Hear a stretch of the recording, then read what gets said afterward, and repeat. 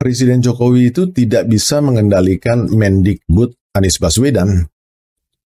Jadi, pada bulan Juli tahun 2016 terjadi reshuffle kabinet.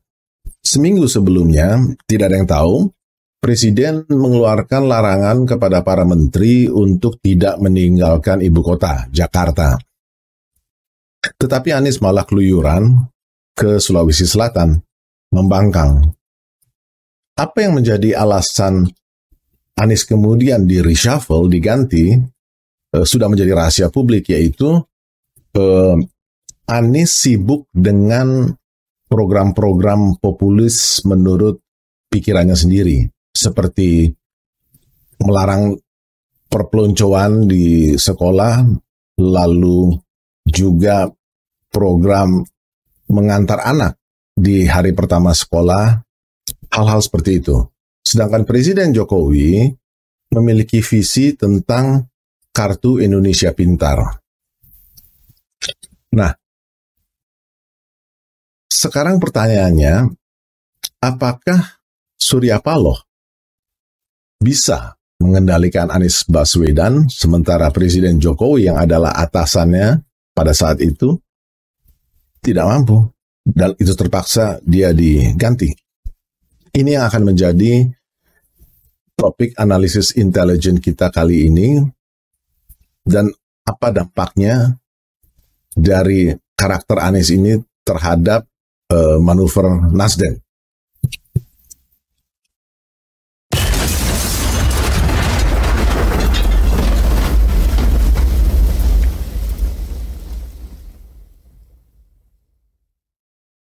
Dalam analisis intelijen saya terdahulu sudah dibahas bagaimana faktor Anies Baswedan akan menjadi solidarity maker yang dapat menarik PAN atau PPP, salah satu atau keduanya, ke dalam blok politik trio Nasdem, PD, PKS ini. Dari manuver-manuver di kalangan elit politik kubu ini, terutama pihak PD, terbaca jelas bahwa hal ini sedang dilobi secara intensif. Ternyata analisis intelijen saya terkonfirmasi dari mulut Anies Baswedan sendiri. Jadi, sehabis acara Nasdem memanggil tanggal 17 Oktober kemarin, dia menjawab doorstop para wartawan perihal sosok cawapresnya. Anies bilang ada 3 kriteria. Yang pertama, memberikan kontribusi dalam pemenangan. Yang kedua, membantu memperkuat stabilitas koalisi. Yang ketiga, efektif membantu dalam pemerintahan. Poin yang kedua ini menjadi konfirmasi bahwa Anies Baswedan memang diamanatkan untuk jadi solidarity maker, yang kepentingannya adalah untuk menstabilkan koalisi Nasdem, PD, PKS. Dari sudut profil konstituennya, PAN dan P3 memiliki irisan yang besar. Mereka sama-sama mengakar pada kaula Islam politik.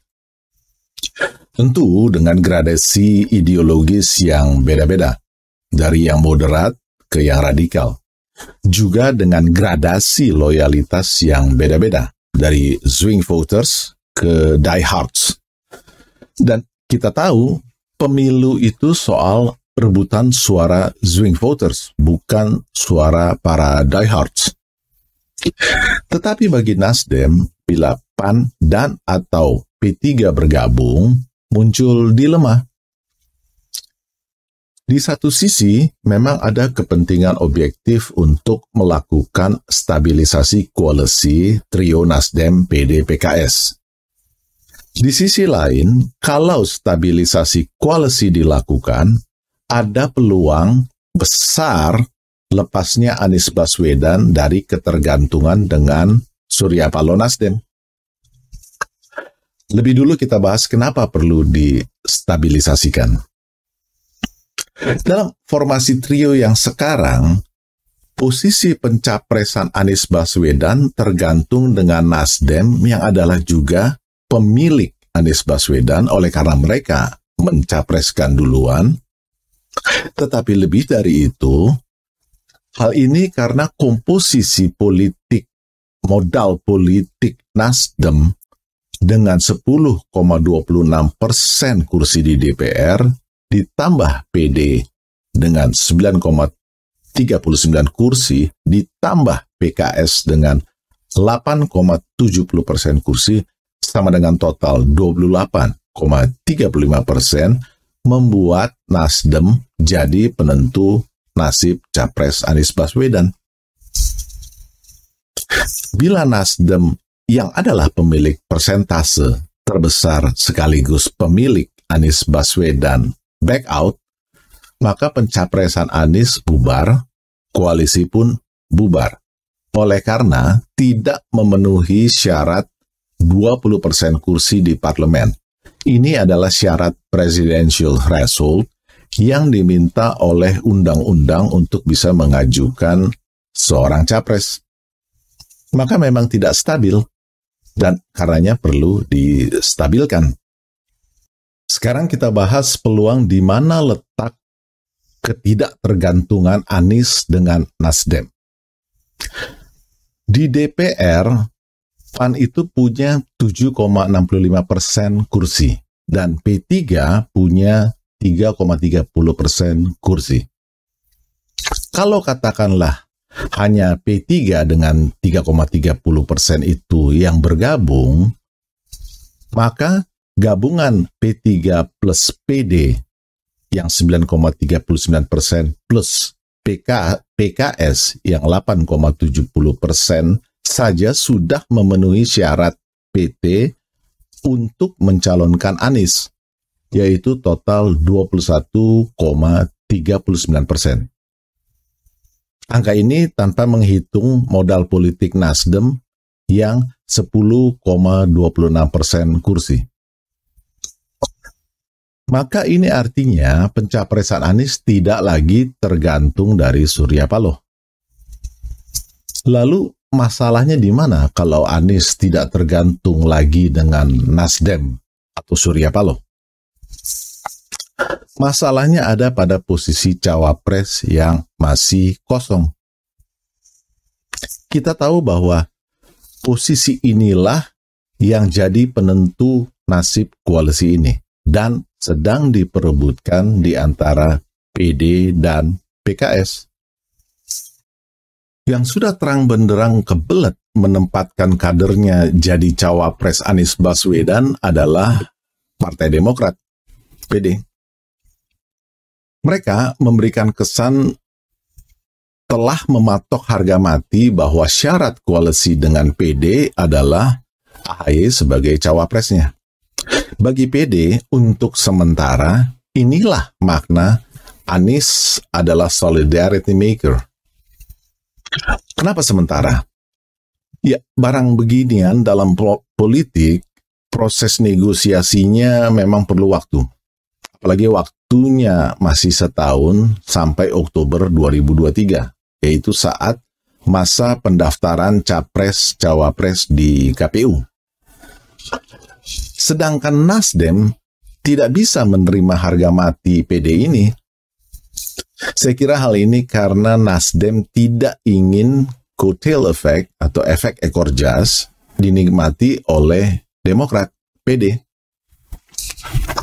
Burhanuddin Muhtadi dari Indikator Politik Indonesia di bulan Oktober ini, belum lama, menyampaikan risetnya. Elektabilitas AHY itu terus naik dari Juni di 2,1%, lalu Agustus menjadi 2,9%, dan September kemarin 4,4%. Jadi, AHY berkepentingan agar status cawapres bisa segera disandangnya sebagai leverage atau daya lenting elektabilitasnya. Dengan sendirinya, PD akan ikut menikmati efek ekor jas ini dari pencawapresan Agus Yudhoyono. Apalagi 3 hari lalu, ini penting, tanggal 18 kemarin, Wakil Ketua Umum Nasdem Ahmad Ali sudah memberikan sinyal agar Anies memilih cawapres yang bukan kader parpol, artinya sosok yang independen juga seperti Anies sendiri. Hal ini untuk menghindari terjadinya rebutan di antara parpol koalisi dan bisa menimbulkan perpecahan. Nah, statement Ahmad Ali ini menjelaskan tentang sesuatu yang sedang dimainkan oleh Nasdem. Begini, faktanya sekarang di balik statement Surya Paloh cawapresnya terserah Anies ada dua interpretasi. Bagi Anies Baswedan, itu berarti peluang untuk surfing atau berselancar di balik amanat Solidarity Maker atas koalisi ini untuk bisa lepas dari pengaruh Surya Paloh Nasdem, yaitu dengan menarik PAN atau P3 atau keduanya sekaligus, tujuannya agar total persentase presidential threshold di koalisi ini bisa meningkat. Ini memang isu stabilisasi koalisi yang secara objektif diperlukan. Bagi Surya Paloh, sebaliknya, itu artinya Anies Baswedan harus konsisten memperjuangkan independensi posisi cawapres juga. Stabilisasi koalisi silahkan dilakukan dengan syarat posisi cawapres tidak boleh berasal dari kader parpol. Harus sama seperti Anies sendiri yang bukan kader siapapun. Lalu, siapa dong sosok independen yang diinginkan oleh Surya Paloh ini? Anies sudah paham, sosok itu adalah salah satu dari 3 calon presiden yang diumumkan Surya Paloh pada 17 Juni 2022 lalu, yang di pundaknya ada 4 bintang, yang adalah juga anak mantu dari Guru Besar Intelijen Jenderal A.M. Hendro Priyono. Ini kombinasi yang merepresentasikan Islam politik nasionalis yang sama-sama independen, bukan kader parpol manapun. Memang, elektabilitas Jenderal Andika Perkasa jauh di bawah Mayor Purnawirawan Agus Yudhoyono. Itu adalah fakta saat ini, sekarang. Tetapi kan Kiai Haji Ma'ruf Amin dulu sewaktu dicawapreskan, juga elektabilitasnya bukan top of mind di pikiran publik. Jadi, Anies Baswedan sekarang ini sedang stres berat urusan siapa bakal jadi cawapresnya. Dia harus mengakurkan 2 argumen bertentangan yang sedang berkembang. Argumen 1, capres independen, cawapres independen juga. Ini yang dipikirkan Surya Paloh Nasdem. Versus argumen 2, capres independen, Anies sendiri, dan cawapres kader parpol.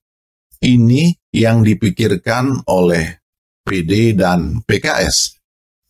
Argumen 2 ini adalah juga pikiran Anies Baswedan, oleh karena dia tahu alur pikir ini punya peluang lebih besar terjadinya stabilisasi koalisi. Masuk akal. Tetapi sekaligus melalui argumen ini, Anies bisa berselancar melepaskan ketergantungan dirinya dari Surya Paloh Nasdem. Argumen 2 ini juga memberikan kepastian bagi ambisi pribadi Anies Baswedan untuk jadi presiden karena dengan demikian dia jadi milik bersama banyak parpol, bukan hanya milik Nasdem, satu parpol.